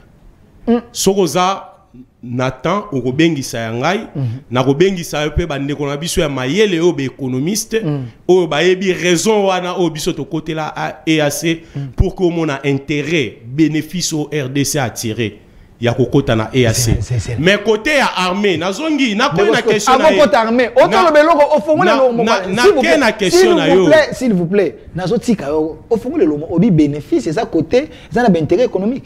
Je vous dis. Intérêt économique. Je vous dis. Ba Congolais ba bénéficier non. Il y a makasi. Nani. Olingi na bandango, na fongola yango. Olingi na fongola. Na pesoka. Jean Lucien Moussa ba. Ndeko na pesoka ka moko. Ministre commerce extérieur ba twa luka ba ba Congolais ba liaka nyonso utaka Ndeko soit exemple. Il y a ba pays nyonso baza pene na biso. La majorité, surtout au côté à Est, parce que vous allez kolobela mingi kuna. Okomona ete biso Congo, ne tozali un espace à monene pe tozali na population ebele. Deuxièmement, bande kona biso nyonso baza tout autour ya Est. Soki ba sombi ba biloko, ba marchandise na bango yaka na ba port nini. Et yaka na ba port où ils allaient ko faire appartenir na ba pays où ils na kati ya EAC. Or, asa dera na kati ya EAC moi moi subvention il y a ba taxe mususu ekozala c'est-à-dire ça facilitera nos compatriotes basalaka commerce kuna bakotisa biloko na bango avec facilité en retour bunagana bunagana tika na maboma bakayase omoni siko yo omoni siko ke okimi parce que otuninga question moko olingo kotsa question mususu nazongi siko na question no ya armée pona kolobe te batu ya EAC baboyi kolongwa nakoloba eloko moko nakoloba eloko moko ke le Congo c'est un pays souverain et la présence de l'EAC au niveau ya Congo c'est les Congolais qui doivent décider et bientôt là je vous dis bientôt là vous verrez la position officielle du gouvernement. Et cette position sera exécutée à la lettre. Point barre. Bopesi faillu, bopesi c'est ça la raison. Ba c'est bino boko tate. Bomi ko tsaki ba on conseil à président conseil à président Burundais Ndayishime. Après ça azali kutoa. C'est boyo kakate. Siko lelo bokomi kolinga bomi bimisa. Soki boyo kakate boko takate. Ndeko wana eza biloko ya biloba loba parce que ndeko ye moko le président Ndayishimiye azape membre ya EAC. Akoyo ko pekisa biso te pour que tokota yango. Babiloko wana ezali babiloko oyo batu bazali ko fabriquer na balabala pour na koya ko kosa opinion. Lycée c'est orange. Biso tozali na lycée c'est orange. Biso tozali na ba objectif président d'Aïchi mais alobaka ngote. Tozali na ba objectif na biso o ezali bien connu et que le Congo il faut à reprendre place naé au niveau ya région et au niveau ya Afrique. Sadek Bazoya. Sadek Bazoya. Siko EAC aboyi. Sadek pa eboko sukande. Bango nyoso pour que bazala awa ezali ete peuple congolais ne mutu il faut décider.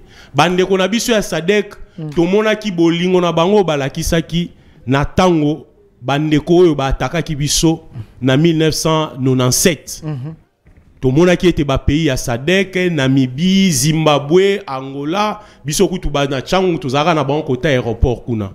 To mona ka ndenge basungaka RDC. Donc oya na bango e kozala lisungi malamu pona ya biso parce que armée na biso bande ko oyo baleka ki ba kotisa ki ba infiltrer trop. Mais lelo oyo Félix Antoine Tshisekedi azali ko remettre ba fondamentaux ya armée. Merci. Pour que tozala na armée oyo ko défendre mboka na biso. Pour que merci. Nous chutons la question à processus électoral. Mais dans mon message, nous avons une armée qui a plus d'hommes. Mais pourquoi nous allons chercher d'autres personnes ailleurs pour venir combattre à notre place? Effectivement, toi, nous avons qui a payé les belé belé. Mais bon, que nous avons 50 personnes, 500 personnes. Mais c'est ne peut pas répondre directement à la question étant dit à territoire nabiso ezali munene. Ce qui aujourd'hui au sali calcul nombre ya militaires au divisé en gros na territoire ya Congo comme on a été tozali nanumuki. OK. Yango mona ki chef de l'État il a fait appel na jeunesse nyonso esika zali nga nazali ko réitérer yango. Et jeunesse nyonso jeune nyonso esika zali. Et si ko zali luka ndenge nini ya ko rejoindre FRDC pour na kobundela eko. Nous encourageons également batuba kende na armée ba kende ko s'inscrire pour na kobundela mboka mende comme on peut opposition nga na solaka la batu nyonso ya bisinga bi ba ko sala ka appel ba jeune ba kende mais bana bango balingi ba kende te ka bana batu mususu bino ba politique bo lingi bana bino ba kende armée te be bo benga bana batu mususu. Alors to kota na processus électoral mona mboka obo ina répondre malamu o bisinga la kota parce que réponse elinga ke na lancer parce que na pêche exemple na lancer défi attendez na lancer défi je mets $500 ce que peut singa exemple moko ezali concret na peso $500 siko na plateau ya solo un enfant d'un politicien oyo ndenge ba lancer boyeke ba jeune ba kene na armée à côté na peso exemple kombo moko oyo akoti na ba oyo bakota ya politicien oyo akoti na ba oyo bakota oyo bi le professeur Ndaiwel. Oui, l'historien. Oui, je vais le recevoir à la tête. Oui, où tu vas recevoir moi na e. Maintenant vérifier comment on a été moi na azali na kati. À côté na lobi ke na émission que azana kati ya armée. On appelle na bino za kota kala. Azana kati. Quelle information? Il n'a pas commencé avec vous. Yo pesing o et puis Ndaiwel c'est le même politicien. Azana politicien. O longolier.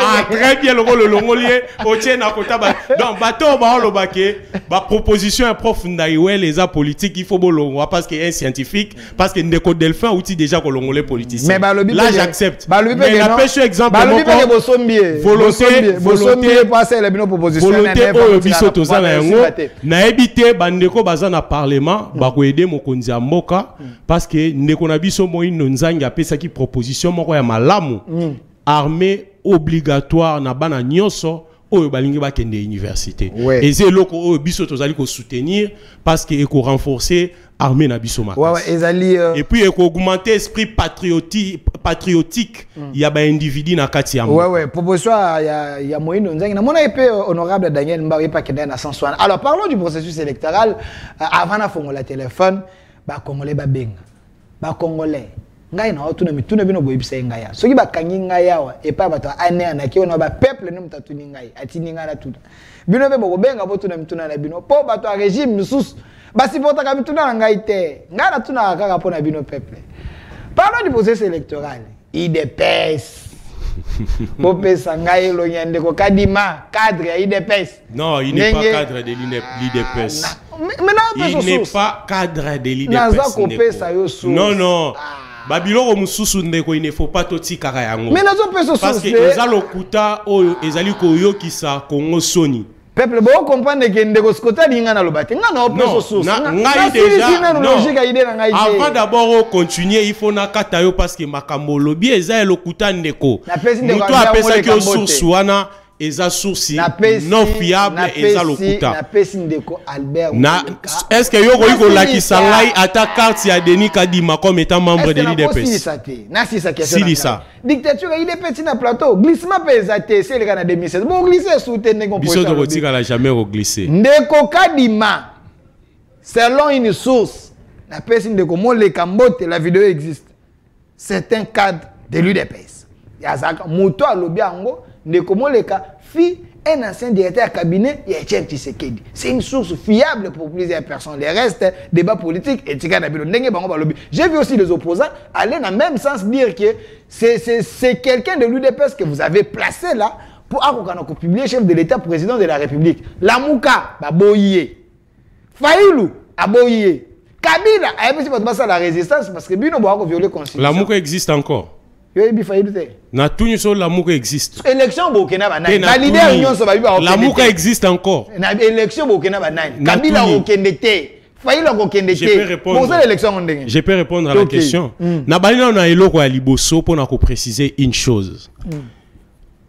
Na Congo to mesana ki mingi na politique o babenga la politique ya wenge, la wengetisation de la politique. C'est-à-dire il faut ya obanda kochama kelele okosa nde batu bayokyo. Mais Félix Antoine Tshisekedi aye alobi et nous devrions changer la façon de faire la politique.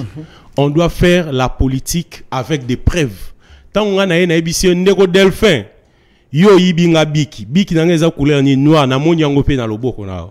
Mais tant on a na ebisi ko yibinga biki pendant que na ye na contrôler ezata na preuve moko te yo yibinga biki eza makambo lokuta. Il faut que les Congolais soient comme à niveau. Tant que vous avez ces informations, il faut la qui se preuve. Nga soko yeo ebisinga yeke Scotty Muku eloko ni yozo la kisaki oza muta IDPS na robimselo carte na IDPS na la kisio ke moni na zo ebisa na robimisela yo na robimso carte ya kala à l'époque ya Etienne na zo ebisa na robimselo carte ya kala d'abord na robimselo deuxième carte na période de Félix Tshisekedi na zo ebisa que non mais déjà to lancé est-ce que vous est bien noté. Déjà tu lancé le processus d'impression de carte. Tu l'as kuna, tu es kozonga. Ndeko Kadima azali congolais, bisonyo soto ebiete azali expert na domaine ya élection. Atamoli na ba pays belé. Pour na processus électoral. Ayebi yango pe bakondima yango. OK, merci. Ngana ko ebisa ete Denis Kadima eza na moto mokote a contester du point de vue qualité ya mutu. Eza na mutu moko te. Du point de vue technicité, eza na mutu moko ta contestar Denis Kadima. Ti lelo. Malgré ba carte so ebima. Na lobi boye ndeko na ngai. Malgré ba carte d'électeur ebima bilongi.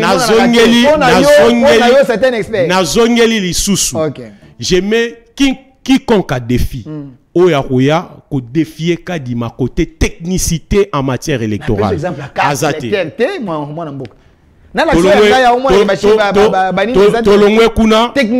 Technicité et puis après ça qui raison oyo ba imprimer les ba carte wana bongo. Pourquoi lo ba ki ba imprimer la ngo? Ah, au moins yo moko bani ko kimba. Tozonga la processus électoral. Ndeko nanga yolobi ete ndeko Songolo Pakala, ndeko Martin Fayulu, na ndeko Kabila baboyi ko kende bele. Kongo na biso babengaka yango ni tozali RDC, Elinkoloba, République démocratique, donc je précise, démocratique du Congo. RDC, c'est-à-dire nous sommes un pays démocratique. Dans un pays démocratique, il faut batu nyoso bandi mango à l'unanimité. Nyoso obino borosala batu bandi mango à l'unanimité. Dans un pays démocratique, ezake obino bozali ko sala, ezana batu msusu bakondima yango, ezana batu msusu bakoboya yango. Na pe sur exemple. Na 2006, biso IDPS to participer à une élection. Élection est salamment bien salimate. Élection est salamate. Coup d'état. To sali coup d'état, c'est la démocratie. Na zongeli lisusu. Na Congo tozana combien de partis politiques? Plus de 900 quelques. Plus de 900. Alors, sur les 900 partis politiques, des partis politiques baboy ko participer. Il y a 900 on est parti malette non nabi avant IDPS ça doit pouvoir le Congo avait combien de partis politiques? 600. Ah, on m'a dit que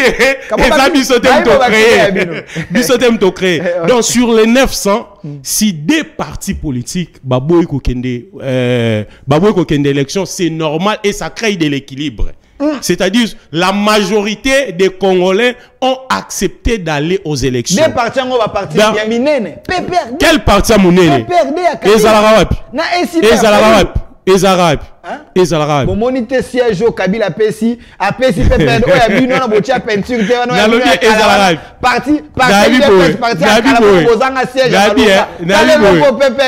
Neko Fayulu il faut appeler ça comme merci na Neko Muzitu na Neko Bemba bango nemba sala ki po ayebana. Parti na yebana kité. Ezala ki planté nulle part. Et puis ti lelo parti ne ezaka awa na ville à Kinshasa. Okimi question à PPRD. Na ye li susu ya mibale. Neko na ngai na ye.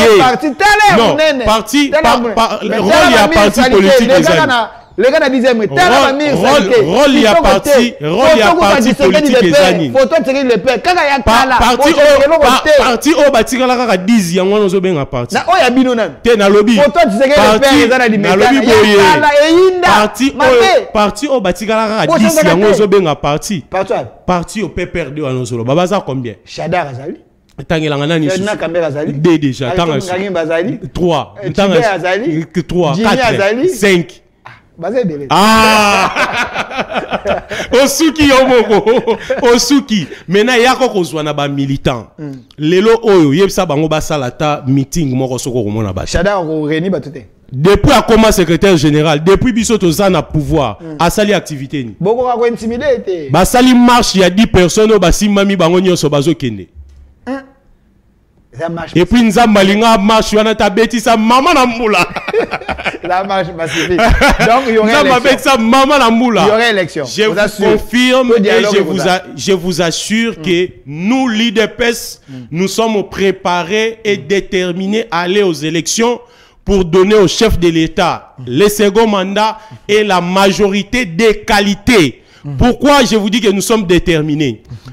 Pendant que la biso nous a préparé na élection to outil congrès na congrès na biso au IDPS to outil ko sala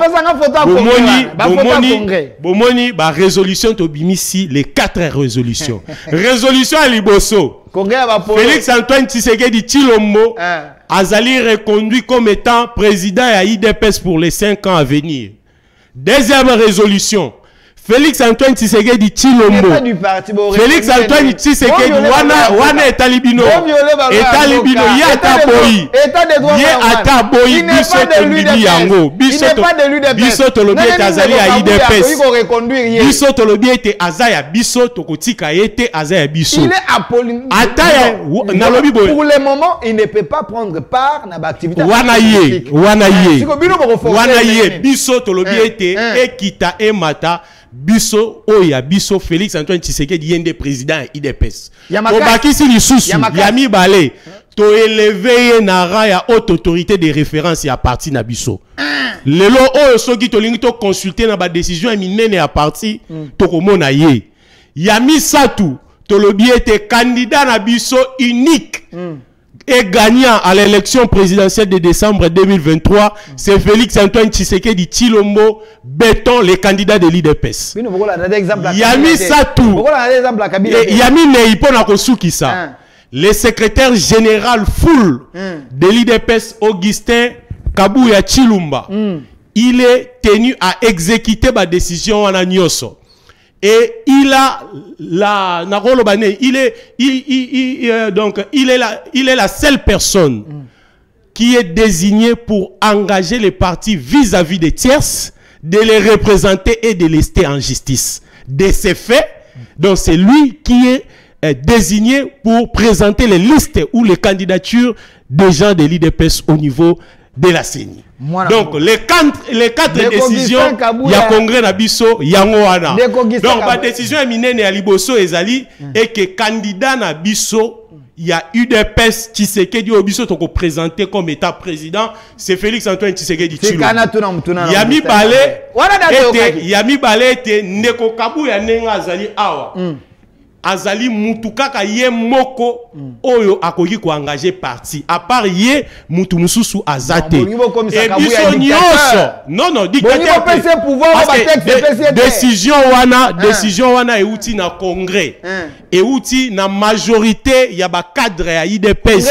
Ba membre ya IDPS. Konga ba petit na. Soko tali na congrès wana batu nyonso bazali. Na mona bilonga kalate. Na bilonga kalate. Na moni bato na yebi ba histoire. Tangela wa kombo ya mutu moko ya kala ndeko giba wazaki na congrès. Est-ce que vous bien?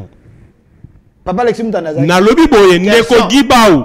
Na tuni boye. Peut-être il était empêché. Je ne sais pas. Badouazaki belé mais ngana zo tanga o ngana mona. Na mona ki na pêche exemple. Na pêche exemple ndeko na ngai. Ya ba petit ya génération Kabuya. Ndeko congrès vraiment ya IDPS. Ndeko Peter Kazadi aza petit ya Kabuya. Ba viva génération, wana génération Kabuya. Na tuni. Ndeko Peter Kazadi aza génération Kabuya. Ndeko Jacquemain Chabani aza génération Kabuya. Otanga ba génération Kabuya. Na tuni ndeko na ngai bango baza ba génération moko na lobi boye yoka avant génération na lobi boye ba vieux nini basala CGA munganga za mutu na lobi CGA munganga za mutu aide aza mutu ya génération Kabuya na tuni webi bato babunda pona IDPS congrès wana bonga sema na ba non fondateur ni na zakia na lobi boye fondateur ni na IDPS na lobi boye na ba statut o ya IDPS il y a des structures oyo esengaki ba bengisa na kati ya congrès. Question. Et puis ba structure wana nyoso bazalaki représenté. Ko bana na ba fondateur ya IDPS. Fondateur Nezaki. Na opesa ba kombote. Na opesa ba kombote. Na lobi boye ko bana na ba fondateur ya IDPS. Ba membre ya CDP, ba membre ya CEP, ba membre tout ya comité directeur. Bango tout bazalaki na kati wana. Et puis ba bengisaki ba nakolo ba ndenge nini ba cadre o nyoso bazali ko faire partie na kati ya CDP. Okokima ya moté na bandeli question. Congrès ya UDPS parti ya monene. Oyo batu bakufa, batu bana ba 70 ba 80 s'il vous plaît. Eh zela nazo koma na leko zela biboye. Non, zela avant ça na fait le moko. Est-ce que ebi d'abord objectif ya congrès na biso ezalaki ni? Zela na. Avant retour na question na yo. Avant retour na question na yo, il faut y aller d'abord. Objectif, il y a congrès na biso, les points inscrits à l'ordre du jour, c'était quoi? Avant les congrès. Na tout question avant tout la question. Na lobby avant tout la question. Est-ce que yo ko yebi sangai le point inscrit à l'ordre du jour, il y a congrès à IDPS. Écoute, rien ne peut se faire d'important au sein de l'UDPS. Surtout Komema, Félix Tshisekedi Nengo Lobi Kainda Nabino, congrès, c'est le nom de l'UDPS, sans qu'il y ait des fondateurs. S'il y avait des fondateurs, pour moi, cite-moi le nom d'un fondateur parce que Baza vit. Tanyelanga Oyo Lingaki Nanyazala. Merci. APJ au peuple. Tanyelanga Oyo Lingaki Azala Zala. Parce que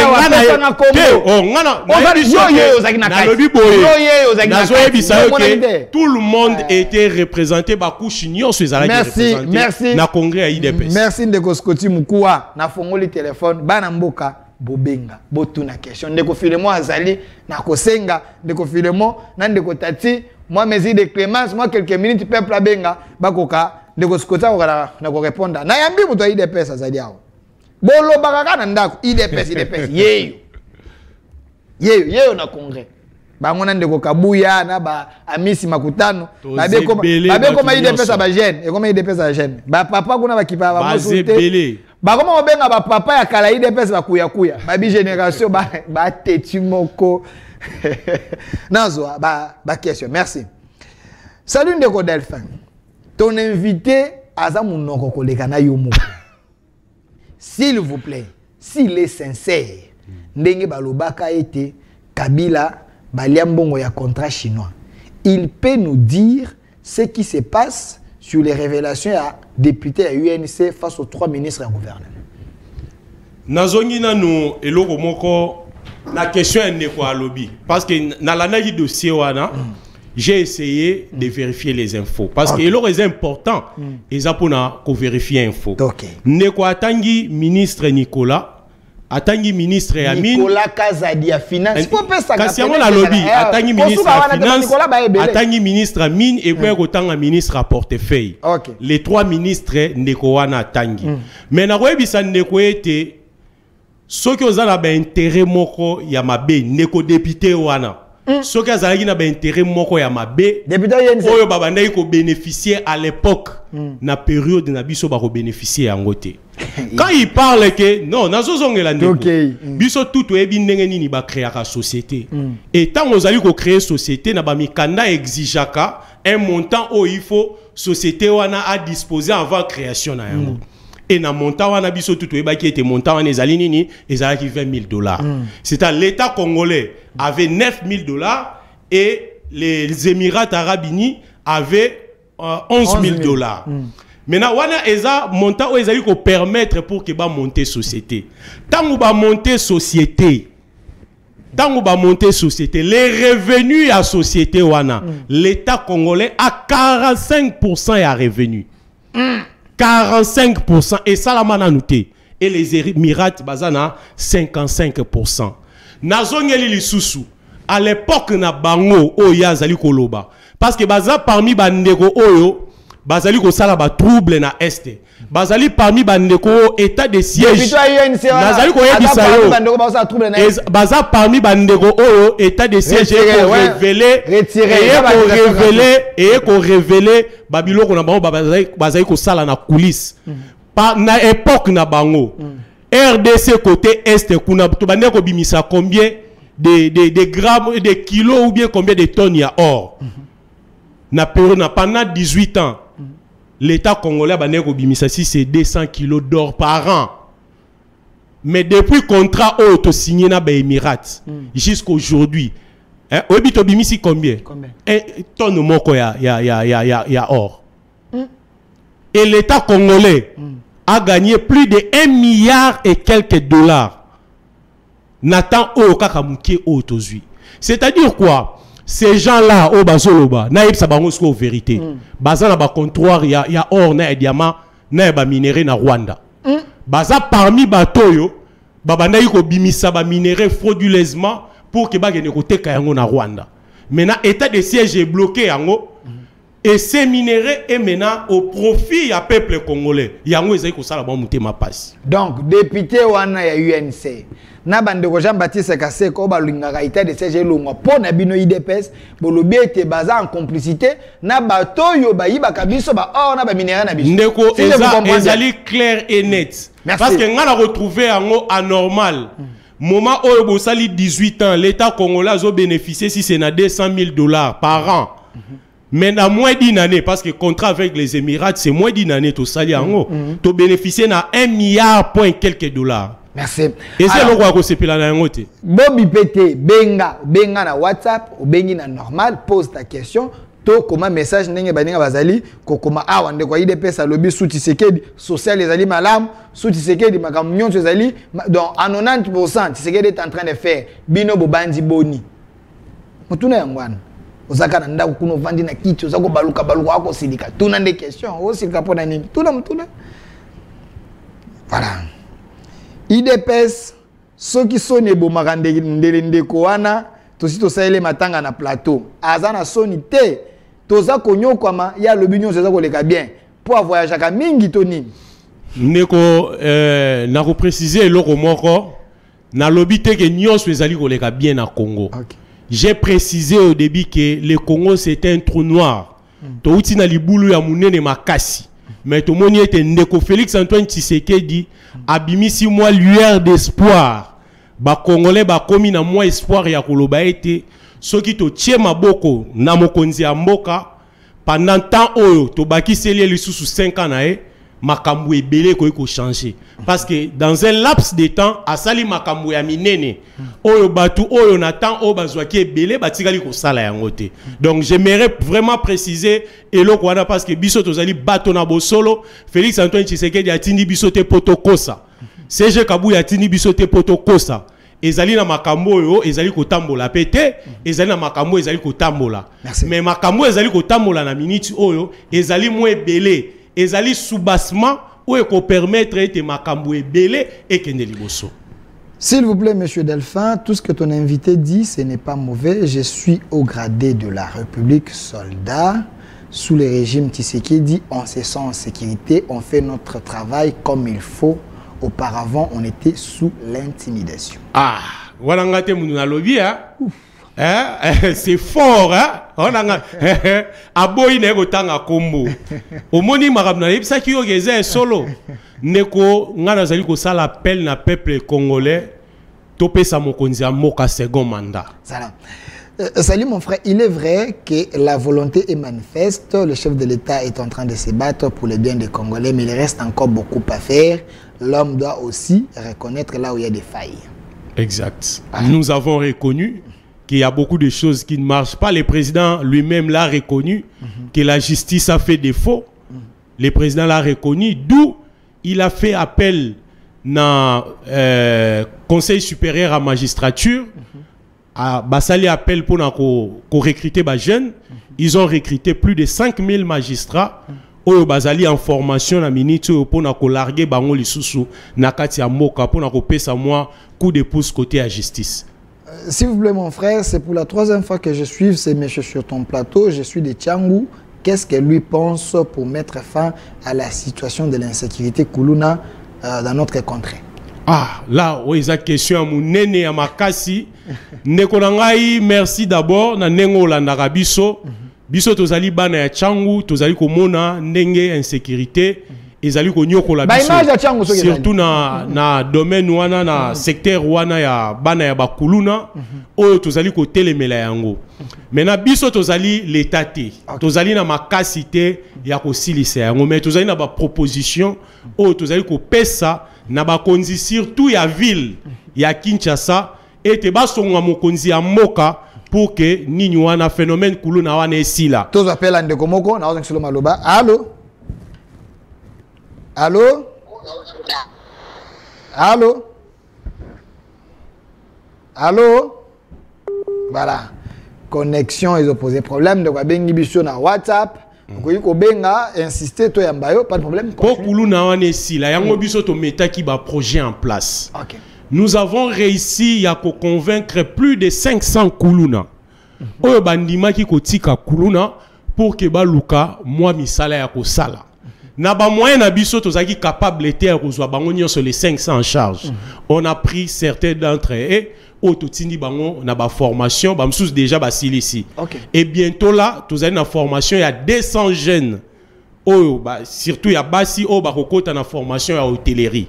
Waneza contribution na biso pour na ko diminuer insécurité. To suka ki wana te. To lobi était l'état ya ville ya Kinshasa. Il faut mettre la structure en place pour renforcer la souciat na biso. Parce que la souciat na biso, ils ont un déficit, il y a des hommes, et puis ils ont un déficit, il y a des munitions. Il faut ville à Kinshasa et renforcer la souciat na biso. C'est-à-dire autorité à l'été salanini et régner. Troisièmement, ils ont que bana wana pe, et l'or ils ont que sala bango bongo eza, et l'or ko sala ezate.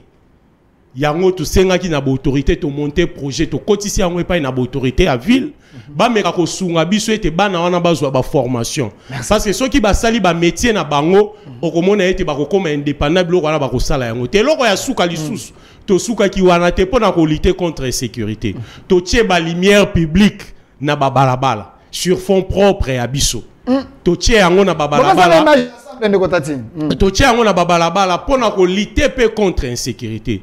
Tozali na projet à munene pour na lutter contre l'insécurité na Tchangu. O to kotise pas na autorité tozali ko reposer la réponse na yango. Et loko lisusu ba na Tchangu bazali ko senga pour na lutter contre l'insécurité. Tomoni ete ba mama na biso ba utaka côté ya rail. Po ba bima prince na ba 5h wana ba kutana kana moi ba mikakatano ya banzela. Nzele ezate pona koleka. Ba mama tango ba ya koluka biso to senga ki na ba autorité bazongisi la biso rai. Tozali ko senga to baneli yango. O toza na rai. Tozali na rai. To lobi to sengi na mokonzi ya mboka. Félix Antoine Tshisekedi Tshilombo. To vota ki ebele na Tchangu biso ba na Tchangu na 2018. Et puis toza déterminé à kopesa yo second mandat. mais senga na autorité na bande ko na biso bazali na gouvernement ba meka ko réhabiliter les biso rail o elongwaka de aéroport ti eke ville parce que ceux qui rail wane zongi ba mama na biso le balongwaka rail ba bimaka ti prince po ba ya ko créer ba embouteillage et ko diminuer ba embouteillage. Tous appellent Ndeko. Allô? Allô? Ndeko bengi biso pour le biboni. Allô, Ndeko na. O bengi biso pour le biboni. Na bengi na Tchango. OK. Bon, na lobi boya par rapport ya Ndeko aza ko loba mingi. Est-ce que il y a qui est mis au piso de vivre nango? OK. To comme la position ni lipa oyo Ndeko Kabila atikaka na 200 il comment c'est ça? Est-ce que crise est to nango? Est-ce que il y a soyeba yango tinda tomati masuwa moko ngai na yini? Tiko soki commandant de port atindisi masuwa est-ce que hier abobika to mapena robika? Merci na mutuna na yo. Merci. Alobi est-ce que ça koyeba ete lipa Kabila tika na 200 comme na 500?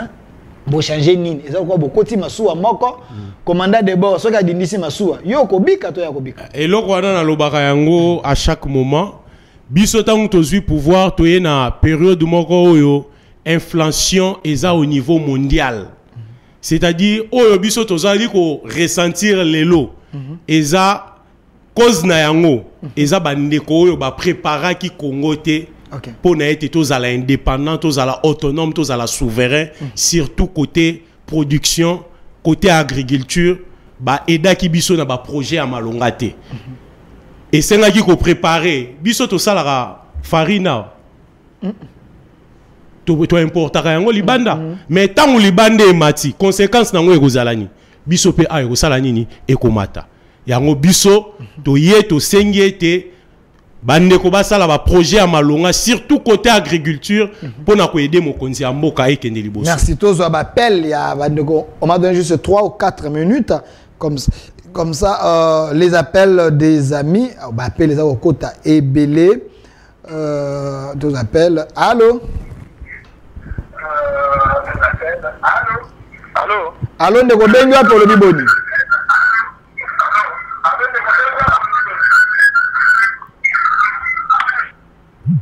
Ndeko Soko Bengi pour ça na musika zala musika télévision na yo olobi mbala moko kozwa biso minute ebelete bandeko bazé belé bazali ko benga Soko Bengi okoti vous passez directement les messages vous posez la question na lolengo landeli émission Nabiso. Mon frère, tu es jeune, j'ai aimé ta simplicité, tu es intelligent. C'est là, appelle mon soussou. Allô? Allô? Oh là là. De quoi avec l'option à WhatsApp, de face à ça, ça pose un problème. La connexion Psychazali. Mon frère Delphin. Est-ce que croyez à la sincérité de Kamere parce que Kamere a dit Tshisekedi c'est son président. Est-ce que ce n'est pas un traître, l'UDPS? Jusque-là. Ça nous appelle à comme ça répondre. Allô? Oh là là. Jusque-là, nous croyons la parole de Ndeko et Apesi. Apesi Maloba était candidat dans les Félix Antoine Tshisekedi Tshilombo. Bisoto Ndimi Ango et puis tous allez qu'aucune élection. Merci. Allô?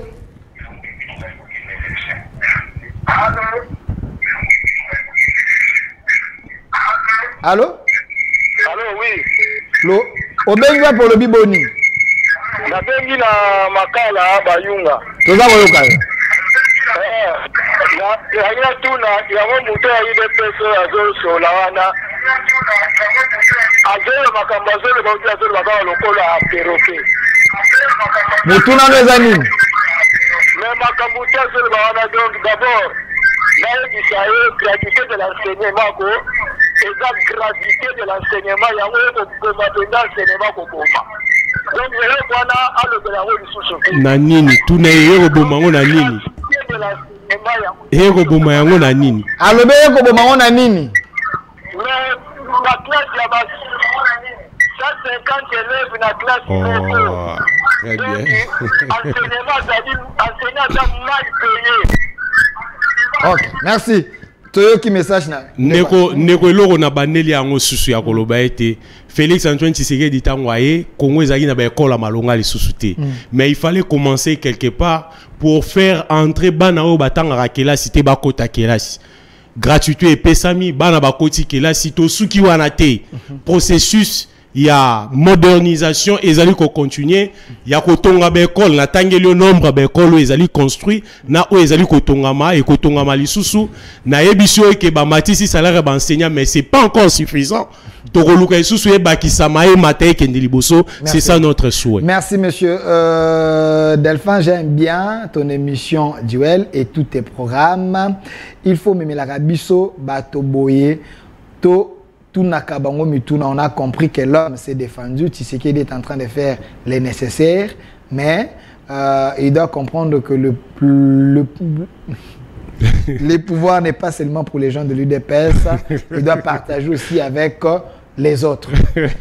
Voilà, Ndeko Scotty, c'est également le mot de la fin. Ni nous le lobité, bana chango ba retenir ni parce que ça ba ba retenir ni parce que ba PLZ Bela 1h30 comme na remercier d'abord Bino na ndenge boyambinga lisusu na plateau bande kwa technique musala malamu na pesi Bino ba c'est bela no makai zali na to na ba IDPS de ko Filemon na tati na obel bo ka IDPS vraiment nzamba pambola Bino bo continuer musala o ezali ko sala vraiment fierté ya biso ba jeune parce que namoni ba jeune basé belé et puis ami balé nazali kosenga na peuple congolais et te biso nyonso to simana na maboko to sambela to soutenir mokonzi ya mboka Félix Antoine Tshisekedi Tshilombo to pesa second mandat et puis majorité de qualité na bana ya changu nazali kosenga bino ete to zala bomoko na bolingo mwana na bino muku akudi Scotty vraiment na ya changu oyo bino boyebi oyo mwana ya terrain azalaka na bino tongo midi pokwa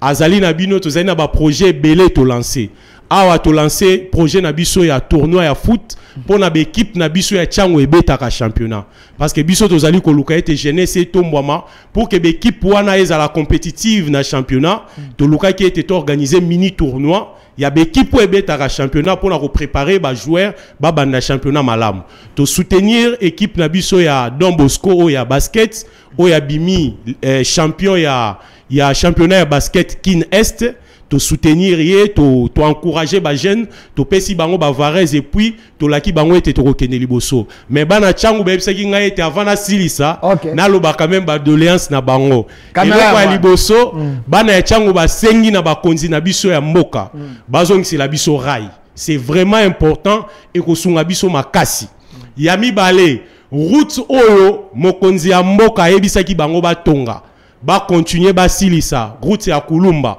ba suka ki kaka na direction ya Bekatef to mona ki ba konzi ba ye ba bandi lancement mais route wana ti lelo esuka tozali ko sala appel na ba konzi o ya ITPR na ba konzi ya OVD ba meka un peu ko zongela ko tonga route wana o ko permettre ete muta ko uta aéroport o lia le kanzela Pascal agoko kota direction ya Kulumba abimiti marché à liberté abimiti limité na Kingabwa to suki wana te to eko senga lisusu bandeko na biso ya bikuku o baza côté ya mikondo bango pe bazali kolela banzele ezali te baleli kuluna papa na biso bakonzi ya ville boluka bo trouver les biso solution ngana zui engagement ya komema ba doléance wana epa ya bakonzi tout nazali ko kende bientôt awa epa mokonzi na biso ya la police ya ville ndeko Blaise Kilimbalimba pour que atale la biso pe situation sécuritaire na niveau ya changu. Merci. Makambo ezali ebele mbote nzambe apambola bino. Merci mwana mboka Scotty Mukwa parce que tangi ndeko Blaise Kilimbalimba na pesi mbote lui Monsieur Blaise Kilimbalimba ndeko tati pesa nga photo na ye na komi na suka vraiment na placer atali loba pa ndeko Blaise Kilimbalimba wazali moto a remplacer Silvano Kasongo na ville province ya Kinshasa ndeko tati na ebité soki oza moto opposition ngo pesa nga ndeko Blaise Kilimbalimba te photo na ete ndeko Blaise Kilimbalimba sur 10 nga na pese na 9 na pese 10 te parce que moyen moto azwa 10 na Kinshasa ezalaka te azino 9 abandi malamu ndeko yo Blaise Kilimbalimba fait bien d'abord son travail. Il a arrêté les gens bazali kotungisa bato ba commanda bato ba bureau de soki ba bureau de akangi bango à lancer à moi impulsion mon boy bato boende biso presse il faut toi encourager les Blaise Kilimba Limba. Moi je vous dis merci, continuez comme ça, mais j'ai pris pour vous que vous ne puissiez pas tomber dans les pièges des Indiens et des Chinois. Ces gens-là, il semble que bazan a raison mon boy un moment ba ko buko ma papou est là moi ba cadeau moi ba enveloppe ndé ko lembate confiance à mon konzamboka ko trahir à moté peuple congolais ba otala ba kinois. Nous vous encourageons si les choses se font bien, nous vous encourageons. Continuez, boy. Totieli sous du colon, to semble la bonne qui chasse ces envoûtements, mon corps. Terrible. Merci, mon amour. Suivez la révision de cette émission à 22h, ici, sur votre chaîne. Vous avez choisi les bons côtés de l'histoire. J'étais avec monsieur Scotty Moukou.